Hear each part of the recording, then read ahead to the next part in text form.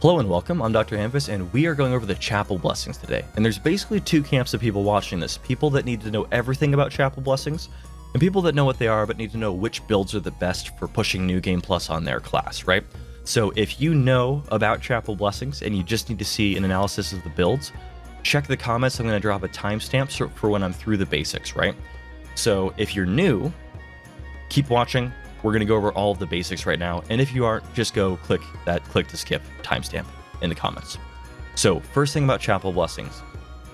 These are character specific. You get them for only your character when you buy them on your character, and they're very expensive. All in all, it costs 80,000 to complete one Chapel Blessing build, right? So it's exceedingly expensive.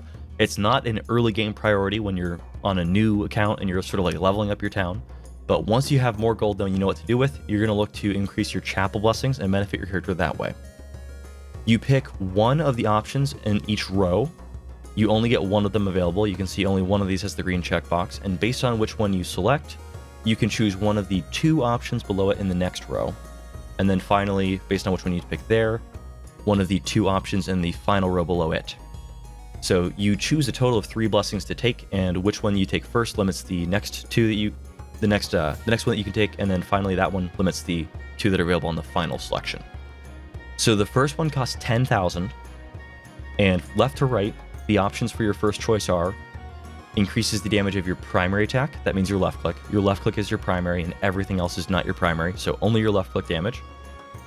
Second one over is decreases damage taken by 20%. That one's good for everybody. Everybody likes taking damage less, and it's all damage is taken 20% less. And then finally increases skill damage by 20%. So that means everything but your left click. That does include passives, it's not just active skills. So like with the mage or whoever, it's not mage, it's the wizard. With the wizard who does like passive burn damage over time and stuff, it does matter for that purposes too. So it's everything but your left click. So there's a nice symmetry here. Left is the left click, right is everything but the left click, and then in the middle is decreased damage taken. You're going to see that symmetry sort of continue as we look at the rest of the options here. So going through the second row, remember your first selection limits which of these you can take, but just gunning through them left to right. First, Blessing of Might. Physical damage ignores 20% of the enemy's armor. So physical damage is interesting because it depends based on your class, what skills do physical damage and what don't. And then if a skill says it does hybrid, that means it does half physical damage. So a hybrid skill would half benefit from this, whereas a physical damage skill would totally benefit from this. And basically, whichever class you are states all damage that you do across the board. There's a few exceptions on some of the classes, but if you are Paladin, if you are Ranger, if you are Thief, you basically deal physical damage only.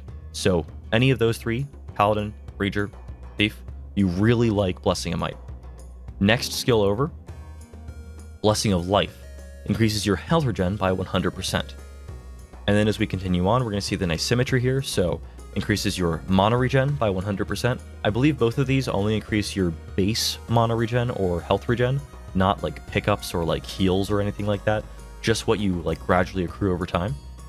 And then finally, Blessing of Intellect. Your magical damage ignores 20% of the enemy's resistance. So the exact mirror. This is actually best on Warlock, Priest, and Wizard. Those are the 3 that deal primarily magic damage. You've noticed I said 3 and then 3 classes where there's 7 in the game. That's because Sorcerer kind of gets the shaft. It deals pretty much all hybrid damage. I think it's literally all hybrid damage. So none of its skills benefit highly from either of these. They only get half benefit from either no matter which one you take. So Sorcerer gets a bit of a weird sort of downside in that it's all hybrid damage. It's kind of limiting, oddly enough. But going over the final row now, there's still a pretty clear symmetry, although it's a bit looser on some of these. So first, Symbol of Force increases the critical damage of your primary attack by 100%. So once again, that is only your left click, and it is critical damage, which it's pretty rare to crit when you first start out, but you do get some base crit chance as you sort of improve your character at the blacksmith. So this does matter a lot if you're dealing critical damage on your primary attack, or sorry, if you're dealing damage with your primary attack. This is really key for Ranger, I think, is sort of the marquee example of who would actually be using this. But the next one over, Symbol of Essence. This one is really, really key. If you deal damage with your primary attack, this is a really important one. It gives you 2.5% lifesteal on your primary attack. So 2.5% of the damage you deal with that primary is returned to you. It will end up adding up. 2.5% sounds really small, but if you can tag multiple enemies, you're sort of, double, triple, quadruple dipping with that 2.5%, it ends up giving you a lot of healing. It is notably the only truly defensive blessing option in the entire final rank. So if you're a class that deals a lot of primary attack damage, this is one of the best ways to stay alive. Next one over, this one's really weird. It's the oddball of the bunch. Symbol of Retribution returns 250% damage to the attacker when you are hit. This only helps you when you take damage. You generally probably don't want to be taking damage on most people. Maybe on the Priest. The Priest is really good at soaking damage, so if you were ever going to take this, maybe the Priest would, but generally ignore this. It's probably not that good for you. Symbol of Wisdom. Decreases the mana cost of your skills by 25%. This one is really, really nice. It actually makes you able to cast 33% more, based on the way you actually flip stuff around, so you can cast a lot more spells. It's definitely very nice. And the other thing about it is it's not only offensive spells, but also defensive spells, so anything that costs mana is 25% less, whether or not it's offensive or defensive. So it's really good, even for utility stuff. And then finally, Symbol of Focus, to mirror it out, increases critical damage of your skills by 100%. And once again, that does apply to passives, so that can be really powerful if you deal a lot of damage with anything but your left click, if you're going all in on damage. So now, we talked briefly about how each of these individual blessings work. You don't get the blessings individually, you get them as a build. Making a decision is more impactful than just what it gave you. It also limits what you can do with it. So now we're going to talk about the builds and which builds you should be going for on which tunes. So the first thing that I want to mention, or the first thing that I want to sort of lay down when we're going to be talking about the different builds, we're going to set up a sort of notation, right? So I'm going to be using, to describe builds, what I would call 3 left-right notation. What I mean when I say that is, I'm going to tell you first which selection I made from the first tier. So the first, the second, or the third, so 1, 2, or 3 skill. And then for the following 2 choices, whether or not I went left, and then whether or not I went left or right. So for this example build, this is 3 left-right. This is my favorite build in the game for blaster casters. So I'm going to be calling this 3 left-right notation. That's how I'm going to be telling you which build I'm talking about, rather than producing 12 different slide shots of there are exactly 12 different builds that you can have. Some of them are total nonsense, though. We're going to be throwing those out and not talking about them much. But after a little bit of deliberation, I think the best way to talk about these builds is actually to address them from the bottom up, looking at the final skill first. So we're going to start just over here at the far left at Symbol of Force. There's only one build that goes to Symbol of Force. It is 1 left-left. That is the only way to get here. You have to hug the left edge the entire way down. What do you get if you do that? You get Path of the Warrior, increases damage of your primary by 20%. You then get Blessing of Might. Physical damage ignores 20% of the enemy's armor. Note that that doesn't necessarily apply to your primary attack. It usually would, especially for classes that often are dealing damage with their primary attack, namely Paladin, Ranger, Thief. But if you are trying to maximize damage as the Wizard with your primary, well, the Wizard's primary actually does magical. So this would actually whiff on some of the classes. And then finally, Symbol of Force increases the critical damage on your primary attack by 100%. So the first and final option are explicitly on your primary attack regardless of its damage type, and then the second one only matters if it does physical. So this is a glass cannon build, all of it is strictly offense, and it only properly makes sense and is fully together if you're playing a physical damage type. The one nice thing about the second skill, being physical damage rather than explicitly primary, is this actually works out better if you have primary, physical, and then also everything else physical. And most of the classes are totally together as far as what damage type they do. So for Paladin, for example, your primary does physical, and then Whirlwind, which you can cast while using your primary, also does physical. So you actually get a little bit of bonus onto your Whirlwind damage here as well. I wouldn't necessarily recommend going all in on totally glass cannon on the Paladin, say. I think the key example here is the Ranger. The Ranger, especially in groups, if you can just maintain distance and you aren't concerned about taking damage, maybe go in for this total glass cannon build. This is a way to maximize left click damage. I would not generally recommend it, but maybe if you aren't worried about dying at all, maybe. Then, I'm actually going to jump over to the exact opposite end and just address this build as far as casters. This is exactly the same idea. You can only get here one way. You go 3 right, right. So you get 20% skill damage, you get magical resist, or you get to ignore resistance, and then you get critical damage of skills. So the nice thing is this covers way more of your abilities. It's everything but left click. It includes passives. But the catch here is it seems a lot less desirable at first glance because you'll run out of mana doing something like this. You can spam left click till the cows go home, but if you run out of mana, your skills can't be cast anymore. There's sort of two examples that I think make pretty good sense to do this with: the Sorcerer and the Wizard. The odd thing about the Sorcerer is the Sorcerer actually does entirely hybrid damage.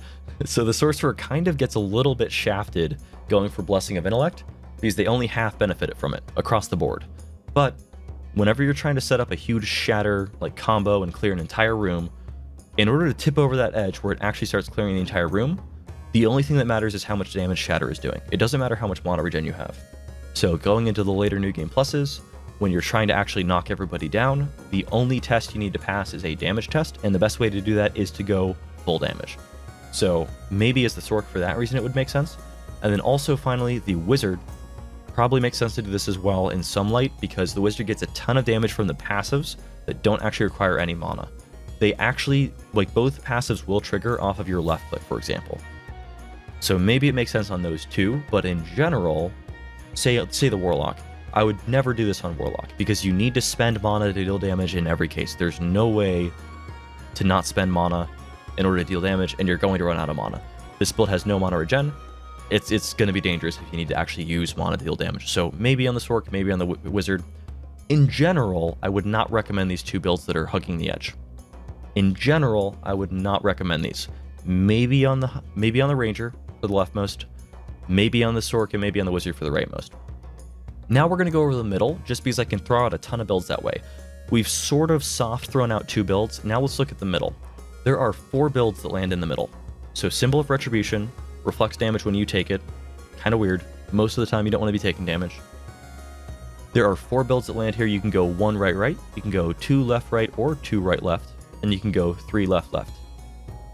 All of these are a little bit odd, basically just because of the final skill. You can take primary attack damage and then health regen and then return damage. You can take skill damage and then mana regen and then return damage. Or you can start at decreased damage taken, which probably makes sense if you're going in for this final ability, and then you have your choice of either health or mana regen. If I were ever to take this, I would probably take it on Priest. I would probably go 2 for the damage reduction, left for the health regen, and then right. So the only time I would probably land in the middle would be 2 left right on the Priest. And even then, I'm not totally sold on it. Obviously, you can experiment with it yourself and see if you like it, but I would generally not recommend this at all, except for maybe on the Priest, and maybe that explicit build 2 left right. I would definitely go 2 left right over the 2 right left. The mana regen seems like it would be really nice, because there's that one passive that consumes your mana to keep your damage reduction up, but I think if you do the math, like, just having more healing regen would be super nice, and your healing regen is amplified super hard as a Priest, so I'd probably just try 2 left right as the Priest if you were ever going to do this. So we've largely thrown out most of the builds now. We're looking at either ending at the 2nd or ending at the 4th of those final abilities. So let's talk about the left camp first. Gain 2.5% lifesteal on your primary attack. Obviously, this only matters if you deal damage with your primary attack mostly.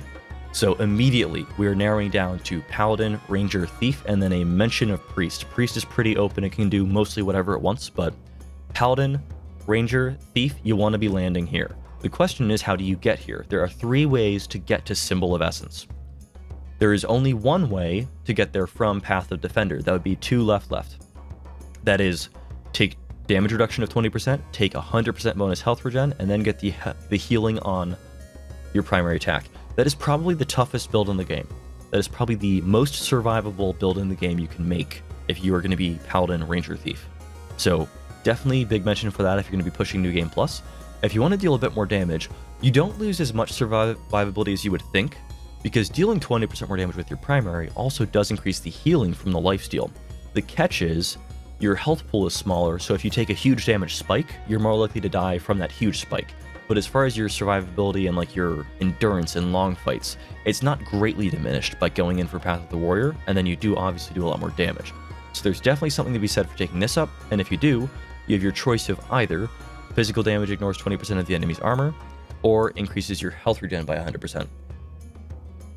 So there, it's kind of up to you which one you do. You'll do a lot more damage if you take physical, because all of those classes deal mostly physical damage on everything. Paladin is entirely physical. Ranger is entirely physical except for the bombs, which are hybrid, which means they're still half physical, and who uses bombs anyway? And then Thief, it only has 2 damaging abilities, they're both all physical. The honorable mention of Priest. Priest is all magical damage except for the left click, which is hybrid, so there's still almost maybe a world where you would consider taking primary, and then since primary is half each way, you could maybe even do this. I think Priest would take Path of the Defender if it was going to do this, and then the other 3 classes are the ones that could actually legitimately get a lot more damage out of doing 1 left-right. But if you want to be more survivable, consider going 2 left-left. I don't think I would ever go in for 1 right-left. I think I would throw that one out, but it's an option for you to experiment with too. That is what I would recommend for Paladin, Ranger, and Thief. Ending here, Symbol of Essence, I would probably do either 2 left-left or 1 left-right. Those are the 2 builds that I would really recommend for those, with an honorable mention of Ranger going 1 left-left if you're crazy / in a group. Everybody else, except for Priest, I would generally recommend you end up at Symbol of Wisdom, and this is doubly true for Warlocks. So there are once again 3 ways to get here. There's only 1 way to get here from Path of the Defender. So you do Path of the Defender, which is 2, and then right. You end up with 20% damage reduction, 100% mana regen, and then 25% cost reduction. So you can cast just as many spells as I can with my 3 left-right build, which is my favorite build in the game. The catch is you have 20% damage reduction, whereas I have 20% skill bonus damage. So if you're struggling with dying on 3 left-right, you would probably want to go to 2 right-right. You'll die less, but you'll also deal less damage. So if you aren't struggling with dying, I would always recommend going 3 left-right over going 2 right-right. But if you're struggling with dying, I'd probably go straight to 2 right-right. The other option, besides those 2, is you could go 3 right-left. So that gets you in for magical damage, ignores 20% of the enemy's resistance. You'll deal a little bit more damage that way, but still end up with the cost reduction. If you aren't as reliant on actually using mana to deal damage, like if you're the Sorc or the Wizard, this would sort of be the middle ground between going for the full Blaster Caster 3 right-right build. So if you still want to be able to cast a little bit more spells, you could go in for 3 right-left and cast a little bit more, but still have the mana cost reduction. You can probably get away with this with the Warlock if you aren't pushing New Game Plus, because the Warlock's passive, whenever you kill stuff, will give you mana back. When you push late game, like high levels New Game Plus with the Warlock, you won't be able to kill stuff often to actually really rely on that passive as much. So for all 3 of them, especially late into New Game Plus, I think you'll need to fall back on the reduced mana cost, especially fighting bosses. You're going to run out of mana fighting bosses. Bosses are how you meter out whether or not you can clear New Game Plus. So as nice as it would be to go for, full damage and just deal a ton and make your mana really efficient, you're going to run out of mana at some point. So I think it's safer to go for probably 3 left-right in general if you aren't struggling with dying, and then probably 2 right-right if you are struggling with dying. And if you're Priest, just do whatever. Priests are weird and they can just do whatever they want and just go anywhere you want with Priest because they're wacky. That is basically everything I wanted to cover about the different builds. Just some super high-level logistics here.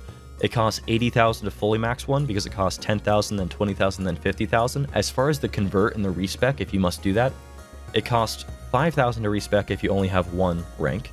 It costs 15,000 to respec if you have 2, and then it costs 40,000 to respec if you have them all. After you pay to respec, you then have to rebuy them all as if they were brand new. You don't get anything for free.